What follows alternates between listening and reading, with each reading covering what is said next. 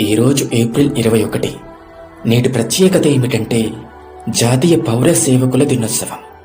ఒక్క మాటలో చెప్పాలంటే దేశాన్ని నడిపించే ప్రభుత్వ యంత్రాంగానికి వెన్నెముక్క అయిన సివిల్ సర్వెంట్స్కి కృతజ్ఞతలు చెప్పే రోజు. ఈరోజు దేశం గర్వించే రోజు.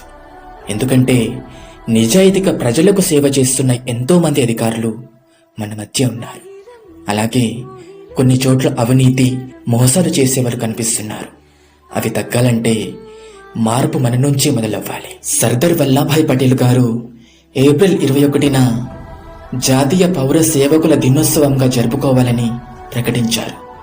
ఆయన ఆశయాలను గౌరవిస్తూ నేటి రోజుని మనం గణనీయంగా జరుపుకుందాం. ఈరోజు ఏప్రిల్ 21.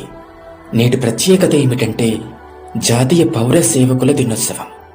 ఒక్క మాటలో చెప్పాలంటే దేశాన్ని నడిపించే ప్రభుత్వ యంత్రాంగానికి వెన్నెముక్క అయిన సివిల్ సర్వెంట్స్కి కృతజ్ఞతలు చెప్పే రోజు. ఈరోజు దేశం గర్వించే రోజు. ఎందుకంటే నిజాయితీగా ప్రజలకు సేవ చేస్తున్న ఎంతోమంది అధికారులు మన మధ్య ఉన్నారు. అలాగే కొన్ని చోట్ల అవినీతి మోసాలు చేసేవారు కనిపిస్తున్నారు. అవి తగ్గాలంటే మార్పు మన నుంచే మొదలవ్వాలి. సర్దార్ వల్లభాయ్ పటేల్ గారు ఏప్రిల్ 21న జాతీయ పౌర సేవకుల దినోత్సవంగా జరుపుకోవాలని ప్రకటించారు. ఆయన ఆశయాలను గౌరవిస్తూ నేటి రోజుని మనం గణనీయంగా జరుపుకుందాం.